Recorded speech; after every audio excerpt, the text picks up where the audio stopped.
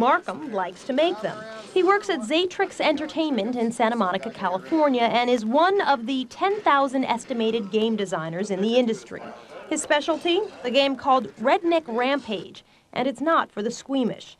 It features violence, blood, and various insidious weaponry, and he makes no apologies for it.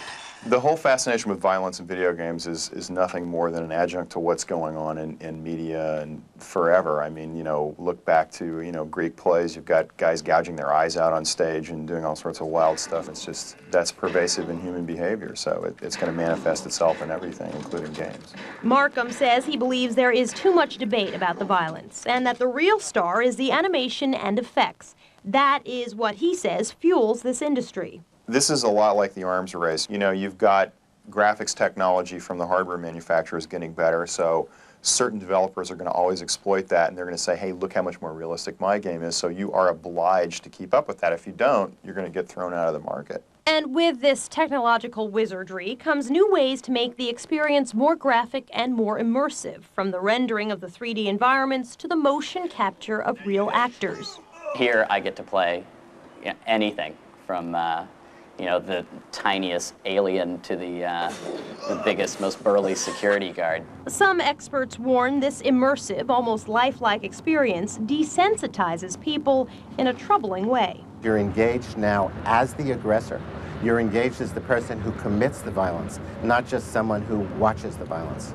The designers at Zatrix claim this is no different than when they were kids. It's just that the environment has changed. When I played in my physical space as opposed to my virtual space, what did I do as a kid? I played Army.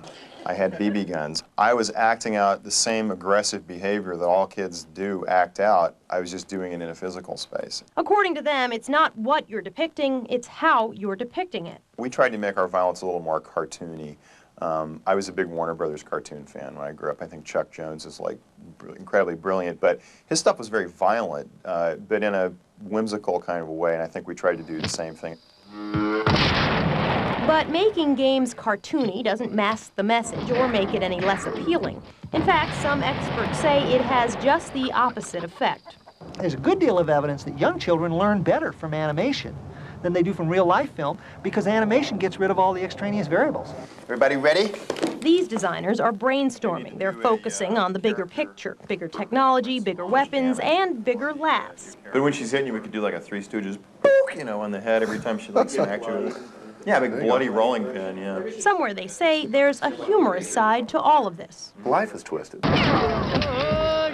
It's two little boys trying to get the pig back who's been abducted by aliens. I mean, how serious can you take that? Designer Drew Markham says to him, humor is not only a part of the fantasy, it's the underlying theme.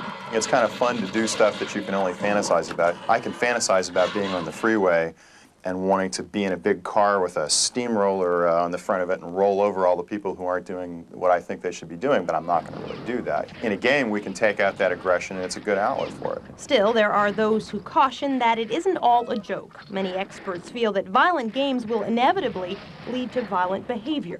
These video games give people practice in being violent. It's easy, it's comfortable, it's encouraged, there's no other option. But this limited range of options is a concern not just for critics, but for many game makers themselves, who claim it's an issue of bandwidth, not brainwashing, and say they're hoping to have the technology soon to go beyond violence as the dominant character trait. When we build a game like this, typically all we do is build aggressive behavior into the enemies because we don't have enough bandwidth to do any more. We're getting to the point where we're going to have the bandwidth to do more behavioral elements in that. And we'd like to introduce this idea of social interaction so that there's a bit of a sense of right and wrong in the game. It's not just kill everything you see. But beyond the promises, these designers know what sells. And for now, most say they're not going to be making any changes that could affect the bottom line. Am I pandering? No. But if I want to sell product, I've got to have a certain amount of, you know, violence and aggressive, you know, outlet in there for the person who's paying their $50 to pick this thing up and play it. And with game development costs pushing $2 million and development timelines nearing a year, it seems unlikely game designers will forego the one trait that so far has proven all but essential to success. Up next, something new in computer games, a special effect that adds more realism to the game. See it in action when we come back.